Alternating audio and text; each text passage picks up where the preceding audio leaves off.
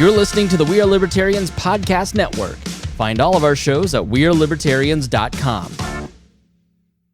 First, they came for Alex Jones. Then they came for Joe Rogan. And now they come for me. That is the poem. So forever here on the programs, we've been talking about how Alex Jones is the test case. First, they start to isolate clips of Alex Jones and take clips out of context. Think about Sandy Hook. I have no idea what he said about Sandy Hook, so I can't agree or disagree with anything that anybody says about what Alex Jones. I am sure, knowing Alex Jones and his shtick, after observing him for years, he talked about the Sandy Hook conspiracies, but I have no idea what he actually might have said. Do you?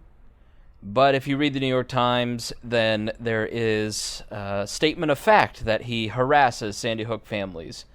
And then they show clips. Although in that case, I don't think I've ever seen clips posted anywhere. They just say that he is targeting Sandy Hook families. And we're too lazy to actually go look it up for ourselves if we had the opportunity to. So then it just becomes distasteful to share anything from InfoWars and Alex Jones, which it has been for years. I mean, that's why it's so insane to, ban him from things. It's like nobody posts InfoWars and Alex Jones stuff without there being a scarlet letter placed on them. Like, if your friend is sharing InfoWars stuff, the comment section is nothing but, Alex Jones, really? Because it's not acceptable information for public discourse. So that's why it was always, to me, so silly that he needed to be taken off. Like, I don't need people telling me what I can or can't watch. So it becomes unacceptable content. And then it becomes dangerous content because they take what he says out of context and then increase and ratchet up the awareness of him in a negative light. Then they take clips of Alex Jones and show it to CEOs like Jack Dorsey and say, is this acceptable for you to be associated with? And then shareholders and the media start putting pressure on companies, and then they get silenced completely. And Alex Jones says a lot of things that are out of the boundaries of good taste and also of common sense political speech, right? He says a lot of things that are just over the top. And that's part of his shtick, is that he's just over the top. But what happens when they start going after voices who are just flat out independent? Alex Jones is the test case because he's easy for people to get comfortable with the idea that Jack Dorsey has the power to ban people off of his platform. Now, that'll never happen. No, I've seen it happen a million times. And then Alex Jones is used as a pretext to start introducing the idea of regulating these companies, which the companies are all for. That's a great American tradition. Start a company, build a company into a near monopoly, work with regulators after public outcry. Journalists like Upton Sinclair turn the public against your company. Work with regulators and the people that you've donated money to in Congress to regulate your own company. And then all of a sudden, you're writing out all of your competition. You are crafting the legislation that gives you your permanent position at the top. See the motor companies, see the banking industry, see all of these companies that, we've been in business for 150 years. It's like, yeah, because you bought Congress, you helped them write the rules that kept you in power, and then nobody else can ever compete with you because you have engaged in crony capitalism. And that is what will happen with the social media companies. You're listening to the Chris Spangle Show here on the We Are Libertarians Network. I am Chris Spangle. So Vice has a tech site called Motherboard. Now, about 6 months ago, there was just this ludicrous blog post from some no-name blog that we presented to you on We Are Libertarians talking about Joe Rogan's podcast and this person talking about how detrimental to democracy Joe Rogan is. Now, Joe Rogan hasn't gotten the kind of hate that somebody like Jordan Peterson has gotten because Joe Rogan, in a lot of ways, is fairly liberal. He isn't necessarily conservative or libertarian. He has a lot of very liberal ideas and progressive ideas. He's been in Hollywood forever. He's a much more known quantity than other people. But Rogan's podcast, if you've never listened to it, is a 2 to 3 hour, sometimes 4 hour discussion with various people about their beliefs. He just talked to Larry Sharpe. He has interviewed Jordan Peterson. He's really a person that launches a lot of people like Jordan Peterson into the public consciousness. And he does it without gatekeepers. He just sits down and has a conversation with people and records it. Now, what makes journalists crazy is that they aren't in charge of that. They're not in control of it. And so a lot of what you see in the Alex Jones discussions are journalists who really want licensing for journalists so they can control who controls public opinion. They're the ones that get to control it. Politicians are the ones that get to control it. You are not the person that gets to control it. Your video views that might make someone like Alex Jones or Joe Rogan popular is not who they're looking for. That is not something that they care about. It is about if you've been brought up in the journalistic system. Did you work for a small-town paper, then a mid-sized paper? Did you start at the Hendricks County Flyer, move up to the Indianapolis Star, get to USA Today, get to The Hill, get to Politico, then to CNN? Did you work up that system and have that 20-year conditioning of how things are supposed to operate in a polite society? What they hate are people like Weird Libertarians, Alex Jones, Joe Rogan, people who just decide that they're going to be opinion journalists, put up their content, and start growing their voice. They hate people like the Young Turks. They hate people like Democracy Now! Because those are liberal-leaning outlets, independent media outlets, libertarian media outlets, conservative media outlets. Anything not attached to the system of journalism, they hate. Because it steals their attention. And that's really what they're mad about. It steals the attention away from them. And so they write articles and use their power to tell you who you are and are not allowed to listen to. And so anytime people in power, in the media or in the government or in politics, tell you who you should or should not listen to, immediately stop listening to that person, because that is a demagogue. That is a person that wants to control your mind and doesn't want you to think freely. So the drumbeats are now starting against Joe Rogan. So they start with Milo Yiannopoulos. They move to Alex Jones, Roger Stone, Steven Crowder, some of these, the Newsmaxy, Breitbarty type conservative media outlets. And now they're moving to Joe Rogan, who is an 800-pound gorilla, literally, in the podcasting space. And what you're now going to see is the left turning against Joe Rogan. You're going to see the heat turn up against him. You're going to see calls for him to be removed from YouTube, from all of the various platforms, Overcast and other podcasting apps. And they're going to do to Joe Rogan what they have done to Alex Jones. But it's going to be their Achilles heel, because Joe Rogan is so insanely popular with 1 billion downloads a year that it's going to have significant backlash. So I hope they try it. So Vice's tech site, Motherboard, writes the following article: "The Joe Rogan Experience is a safe space to launder bad ideas." Elon Musk emerged from 2.5 hour interview with Joe Rogan as an ambitious, fun, weed-smoking genius, and wasn't challenged on the various controversies he's embroiled in. That's exactly how Rogan gets big guests. This is by Emmanuel Mailberg? Yeah, sorry. Myberg or something. Elon Musk, the CEO of Tesla and SpaceX, went on Rogan's podcast on Thursday night, and if you know anything about these people, the end product is pretty much exactly what you'd expect. Whatever that means. How is that journalism? Is this an opinion piece or is this a journalistic piece? Rogan and Musk spend a little more than 2.5 hours shooting the stuff about Musk's projects, drinking whiskey, smoking weed, and at one point admiring Rogan's samurai sword, which he claims is the real deal from the 1500s. "We must cast doubt on the 1500 sword." The guy has more money than anybody in this listening audience combined. I'm sure he can afford a 1500s samurai sword. They talked about AI in the way that two stoned and genuinely curious people speculate about future technologies. Will AI exterminate humanity, for instance? But not in the way any of the actual AI researchers Motherboard has talked to on a regular basis for years talk about it. They're not worried about Terminator robots rising against humanity, but about deep fakes and the bias of the mostly white people who make algorithms at tech companies.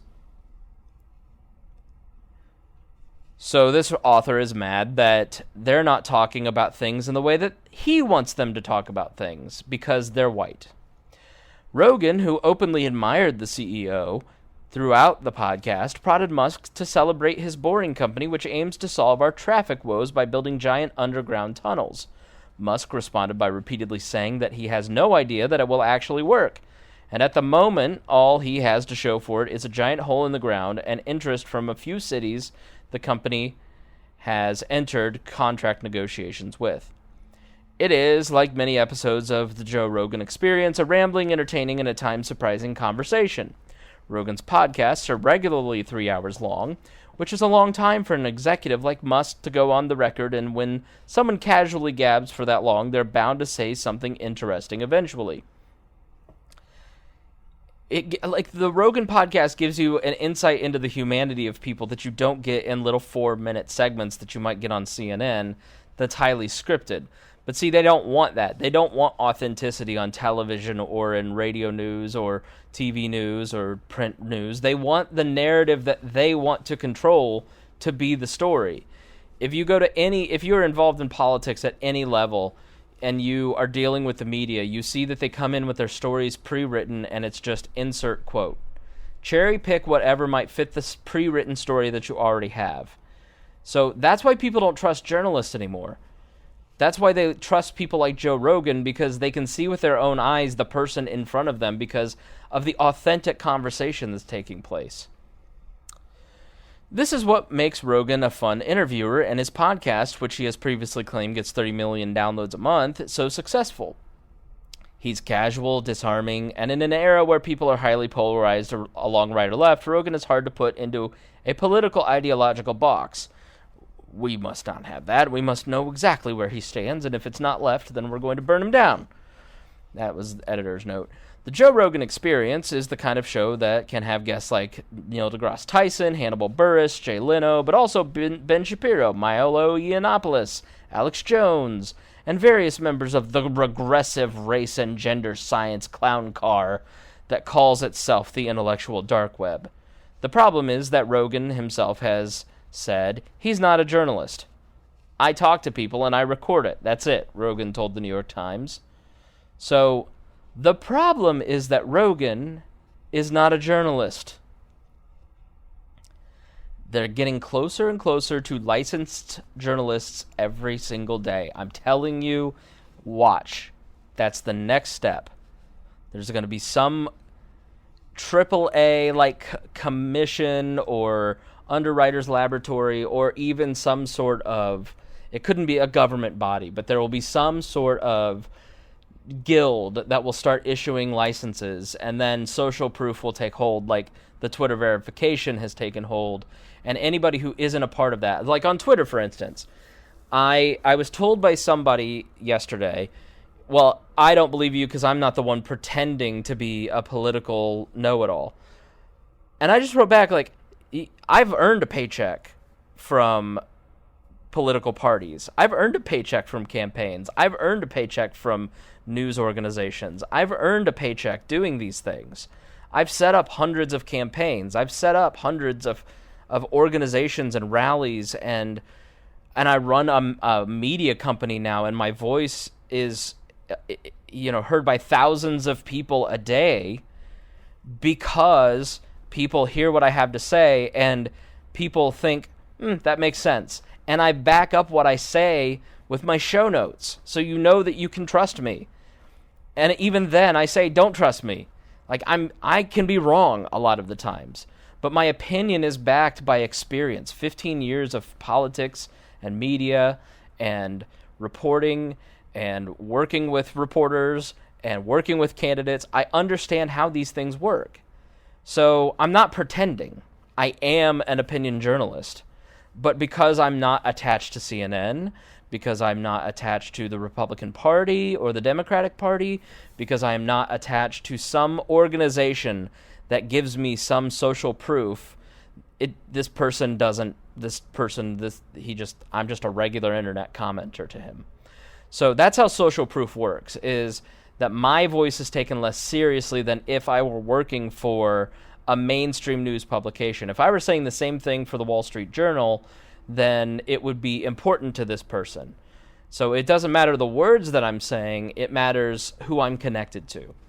And so that's how this licensing will take place. Nobody's introduced this. I'm telling you, within 5 to 10 years, that will happen. There will be a Underwriters Laboratory private organization of news outlets that will license journalists, and it will be the Twitter verification of news, and anybody that is not a part or cannot get entry to this organization, then they will seek their destruction. They will make sure that they get closed down and ripped out of all of these various platforms, just like Alex Jones, because we're not going to blink when they do it 5 years from now, because we didn't blink when they did it to Jones.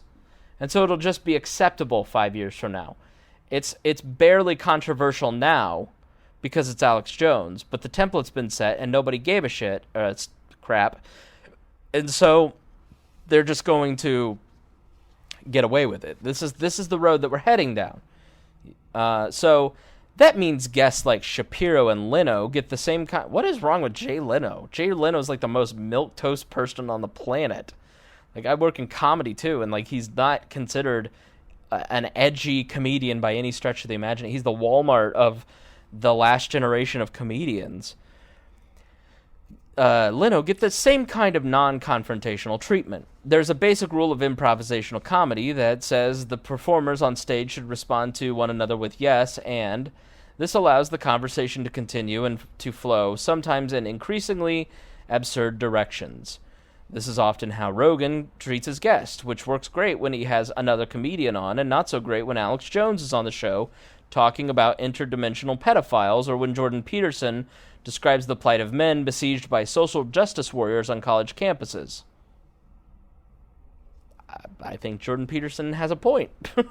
Both, and you're proving it. Both are ideas that don't stand up well to scrutiny, which Rogan doesn't provide. Now listen,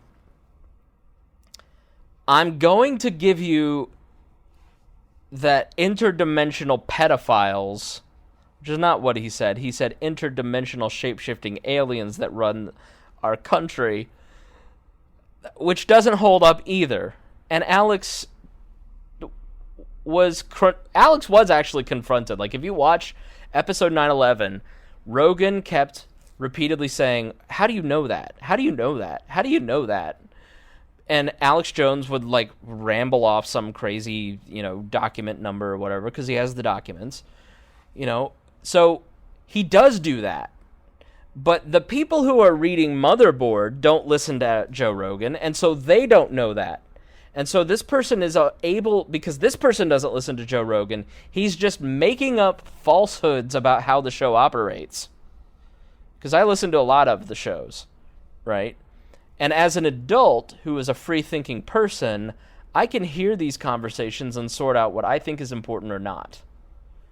And that's really what freedom is about, is that I have the freedom to hear these conversations and judge. Alex Jones thinking that interdimensional shape-shifting pedophiles running the country is a little too far for me.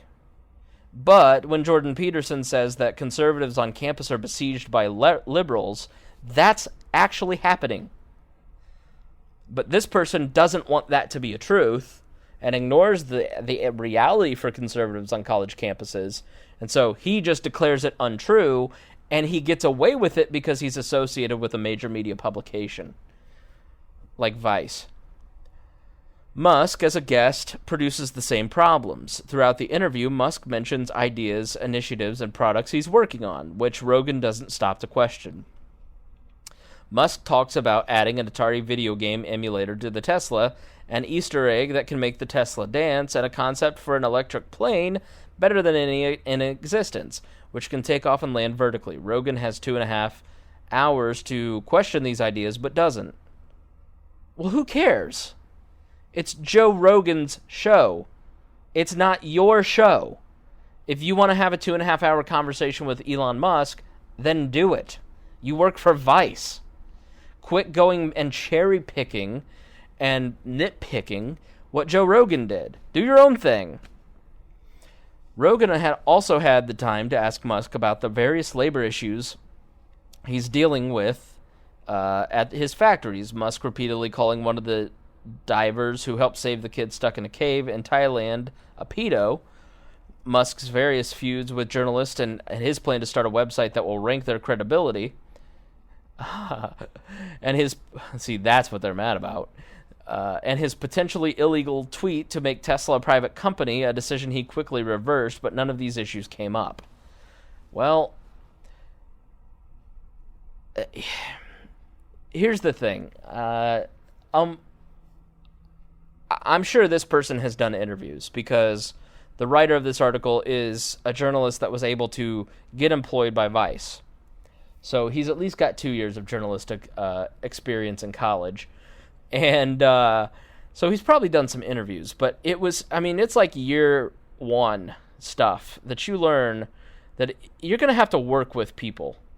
If you're going to be a journalist, the thing that matters is relationships. If you are constantly badgering and harassing, then you're not going to get the information that you need to be a successful journalist that informs the public of what's going on, and because they see you as a threat. It's like if you went on Bumble or Tinder and just started every conversation with "What's up, whore?" Like, you're not going to get very far, right? So, because the woman would rightly recognize that you're a psychopath who doesn't have their best interest at heart. You're a dangerous person.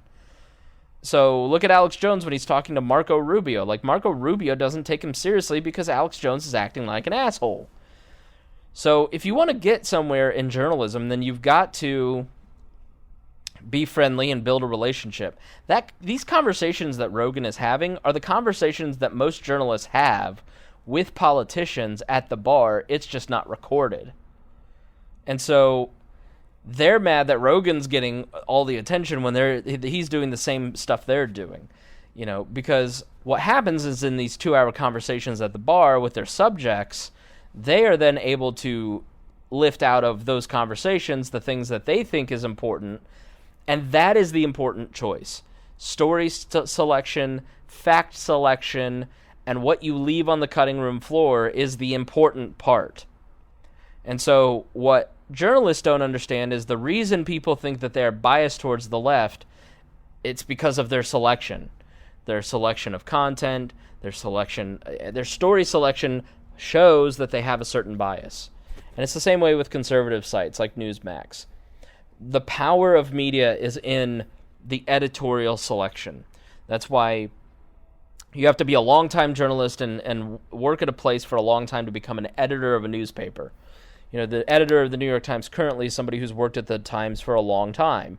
And I think he covered the Washington Bureau for a while. And so obviously a person who had a pretty decent amount of power for a very long time, and the people who decide who is the editor of the New York Times saw that this person had good judgment over a long period of time, and that's why they put them there. So editors have a tremendous amount of power. And so what makes journalists mad is that somebody like Joe Rogan doesn't edit. What we love about Joe Rogan is that he doesn't edit. They're not able to twist the information in the narrative that they like. The narrative might get away from journalists.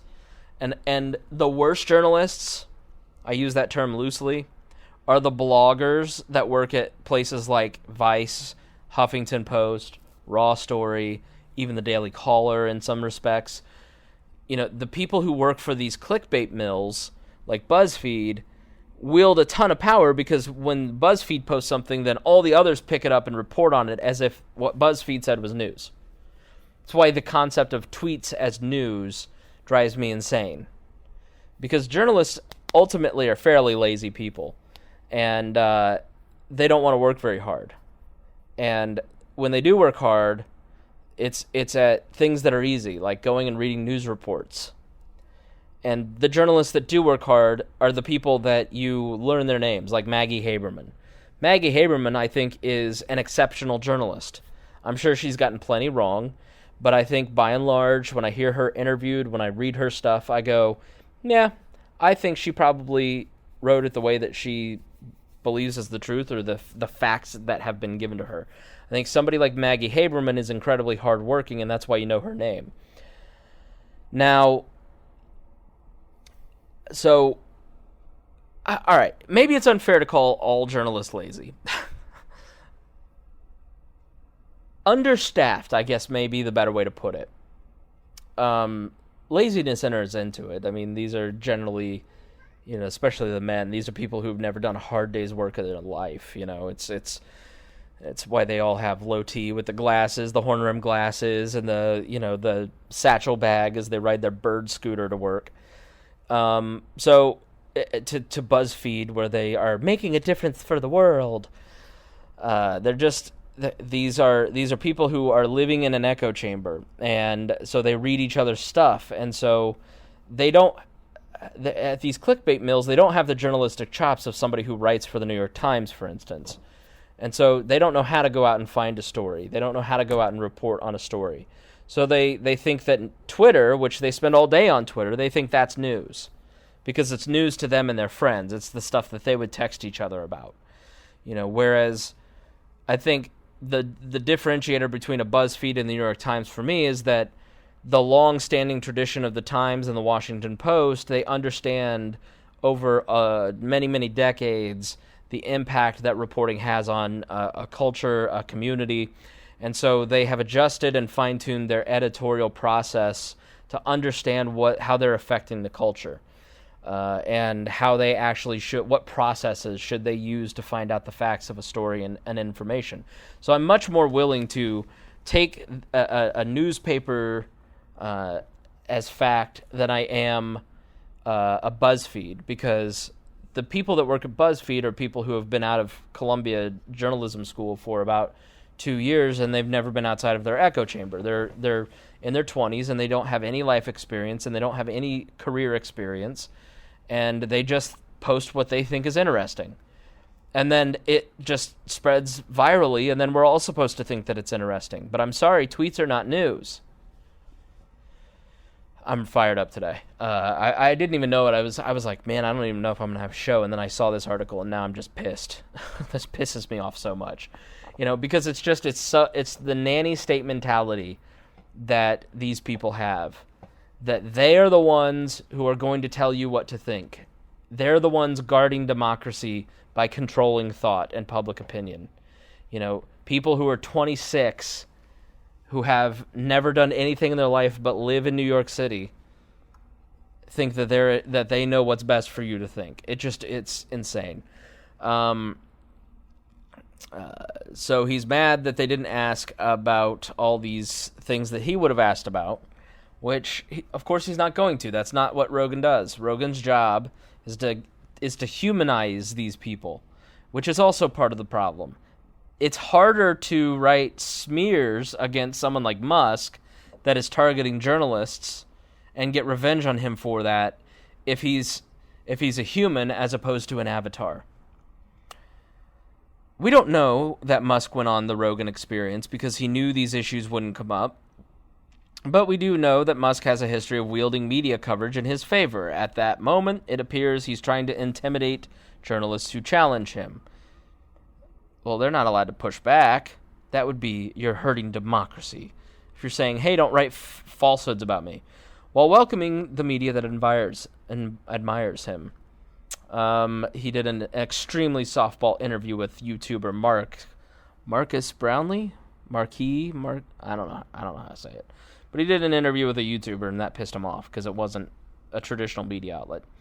That Musk would seek out only favorable media is not ideal for his customers or employees, but to be expected from any CEO. But that Rogan will allow him to say whatever he wants and not even mention the controversies Musk is currently embroiled in is making his millions of listeners dumber.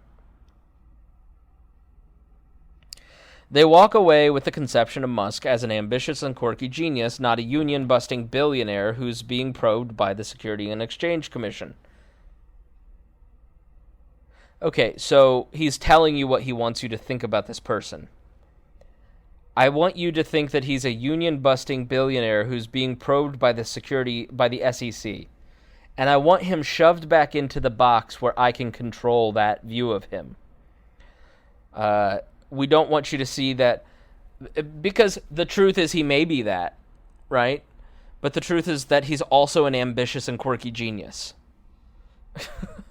And he's a complicated human being. That's why he's successful and interesting. The reason that it already has like 1 million views in 24 hours is that Elon Musk is interesting to us because he is a quirky and ambitious genius, okay? By ignoring the various issues hounding Musk, Rogan is implicitly saying that they don't matter. Okay, no. When Rogan lets Musk smoke a blunt and talk about electric planes, the universe as a simulation and the singularity without probing him on any recent controversies, the undertone is that Musk's critics are hysterical for caring about things like union-busting, SEC rule-skirting, and how billionaires use their power. It's a dynamic that results in great damage control for figures like Peterson, Alex Jones, and now Musk. Now, the left wants confrontation. That is the mold. I'm about to dive into rules for radicals with Saul Alinsky, but one of the rules of progressives is never stop provoking, never stop poking, never let up, because you want everything to be at a huge boiling point. Revolutionaries want everything to be very hot, burning hot all the time, because they want you to make emotional decisions. Because they don't want you to cool down and think about things rationally, because then they're going to lose. So he wants every interview to be a provocation. It never enters this writer's mind that there might be a different way to interview somebody, or that he is allowed to have a conversation that isn't provoking. And he's a fairly open person by interacting with people online. But I do agree with the writer in that if I were doing these interviews, I would probably ask that stuff. And it probably would mean that I wouldn't get that interview.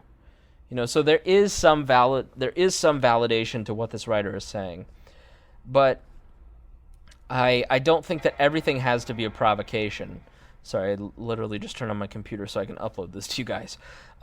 These come right off the presses, right? So I end this, and then I immediately upload it to you guys. Same with We Are Libertarians most of the time. So if you're a Patreon subscriber.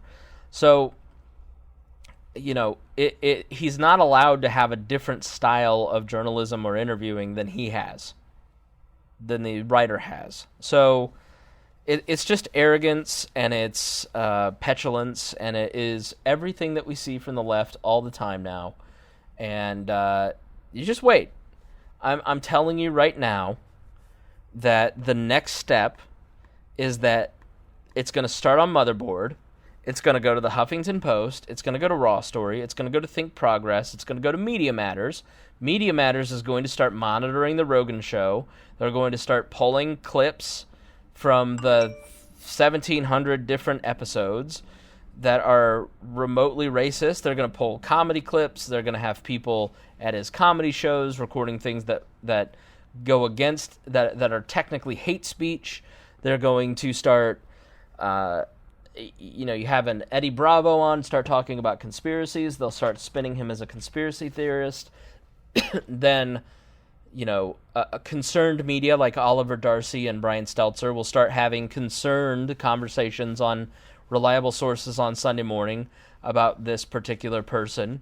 And then anybody that goes on their show that is of note, that has political significance, a politician like Larry Sharp just went on. Larry Sharp then will be asked, was it appropriate to go on Joe Rogan considering what we know now about Joe Rogan and his racism, homophobia, Islamophobia, and sexism? And then it will turn, and then every interview with anybody who's ever done Rogan turns into, do you disavow Joe Rogan? And it's not intended to give you any information other than Joe Rogan bad, social proof bad, don't listen to Joe Rogan, he bad. Why? Hate speech. Okay, explain that. Just hate speech. Didn't you see the news? Here's a New York Times article that's talking about how dangerous Joe Rogan is. They'll write an article about how in the New York Times, the editorial boards who live in these universes of social justice, intersectional echo chambers, will be concerned about the public discourse that's taking place on Joe Rogan. Then it'll start being daytime 24-hour cable segments. Now the latest controversy from Joe Rogan, and then his big guests will dry up, and then CEOs of corporations will, Google will go on CNN and 60 Minutes, and then they'll go, there's the Russia narrative, which we started and we have propped up for 3 years as a way to decrease the value of social media and independent media. Do you disavow having Joe Rogan on your platform? Why do you carry such a hateful program on YouTube? Why do you allow Joe Rogan to post on Facebook Live? And then these CEOs will start going, we are concerned about what you're saying. Thank you for bullying us into submission. We have decided to ban Joe Rogan from YouTube.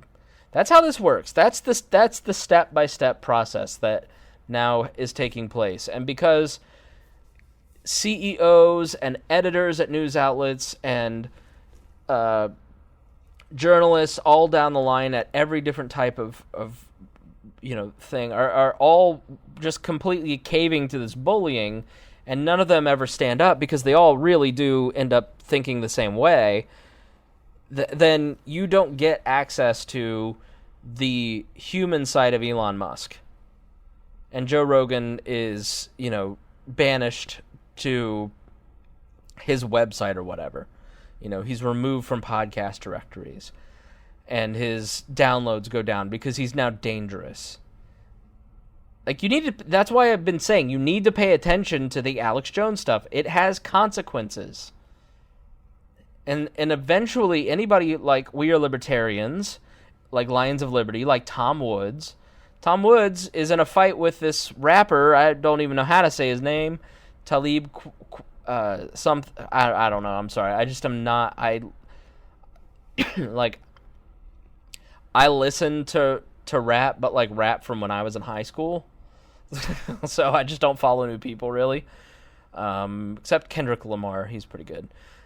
So he's in a fight with this guy. All it takes is just one journalist who really loves that rap artist music to follow this whole thread, write a hit piece in the Huffington Post or Mediaite about Tom Woods and his evil association to the racist Mises Institute. Even the national chair, Nick Sarwark, thinks that they're racist. Do you disavow the Tom Woods show? Call up Marco Arment, who runs Overcast, and get him banned from the directory. Get Tom pulled off of YouTube. Find out who he uses for an email server and call AWeber until they drop him. And that's how this works. And these companies cave all the time because they believe in it. So we really need to get to a point where we say, no, the line in the sand is political speech. Nobody should be allowed to bully somebody. But you can't apply bullying to public figures. I'm sorry. Like Alex Jones, when he's yelling things at Jack Dorsey, like Jim Acosta does, or making politicians uncomfortable in a scrum, like Jim Acosta does, you have to ban them both. You have to treat this equitably. Alex Jones didn't hurt anyone. Alex Jones is the kid that annoyed us in school. He was annoying. He is annoying to these people. He's annoying. He's an annoying personality. So think of your class in elementary school, and he's just the kid that bugged everybody. And so the students run the school, and they just got him suspended and banned and expelled from the school. So he can still be educated at these other places, but he doesn't have access to the public school system anymore. But they do it by treating Alex Jones as if he's the school shooter. He's not the school shooter. He's just annoying. And so there's a very real difference. Like, bullying Robert Mueller was not an excuse to ban him from 15 companies in 24 hours. I'm sorry. That's just not silly. So, all right, guys. I appreciate your time. I appreciate talking to you. I appreciate you listening. Like, the numbers are really good for this. We're getting near 1,000 already a day, which blows me away after 2 or 3 weeks. So if we can get to 1,000 downloads, like that's really awesome, and I appreciate that, because that is the average download for a podcast is 200 downloads per episode. So I look at the response from you guys towards all of the We Are Libertarians content and the positive response to it, and I appreciate it. I really do, and it just shows that we're doing something right. And so, I like social proof too. I like to know that you're listening. I like emails from you guys. I like voicemails that you can leave at wearelibertarians.com through SpeakPipe. I like listener surveys being filled out at the bottom of wearelibertarians.com. I like to hear from you guys. I like this to be interactive. I like this to be a conversation. And because it encourages me to keep doing more. It encourages me to keep going. It encourages me to change things. And so numbers are a big part of that too. So the way that this is set up, I constantly I'm a tweaker. All right, I'm constantly changing things. I'm constantly trying to improve things. And it's because I get bored easily. So if I'm going to change things constantly, I'd rather do it in ways that you guys appreciate. So please don't be a stranger. All right, thanks for listening. Please share this episode. I think I made a lot of good points that will make a lot of people think. Really want you to share this on social media. I really want you to tell your friends about this show. We're holding people accountable here. Nothing makes me more angry than people who use their power to manipulate people.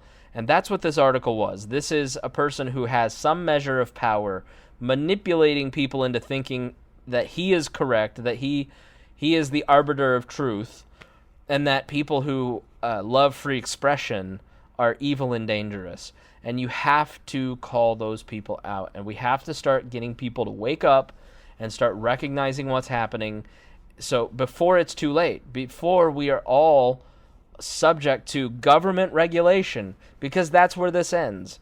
It ends with Ron Wyden on a podcast saying there's thousands of these Alex Jones type sites that we need to look at. That's a senator of the United States talking about using the force of government. And the only way that something gets passed is if we, like FOSTA, for instance, is if we don't pay attention to it. And so you have to stand up for Alex Jones.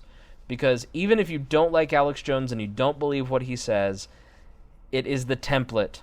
And the people that you think have the truth and have a balanced point of view will be next. And that's why it matters. It isn't about the Sandy Hook stuff. It isn't about what Alex Jones has done right or wrong. He's done a lot wrong. It isn't about defending Alex Jones, because you're not. You are defending principles. The principles of free speech. And don't let anybody tell you that free speech, you're just talking about the First Amendment applies to government. Free speech is a principle. Free association with ideas, the ability to talk out loud, the ability to be wrong. Because here's the thing. When Alex Jones says these things out loud, it gives people the opportunity to correct those thoughts and correct those assumptions. Because the things that these conspiracy theories talk about, people are thinking those things. And so if nobody is ever correcting those thoughts, because no one ever is allowed to talk about those things, then the bad thinking continues, and the bad behavior then continues. You've got to allow people to say whatever they want to say, so therefore other people can counter that, and we become a smarter society. That's where this writer has it right. You are better by having countering views. Should Joe Rogan have asked about some of these controversies? Probably. Does he have to? No. He doesn't have to do it the way that Motherboard thinks he ought to. All right, thanks. Appreciate it. And if you want to see this show continue, then please share it and donate on Patreon. Patreon.com/wearelibertarians. All right, we will see you on Monday.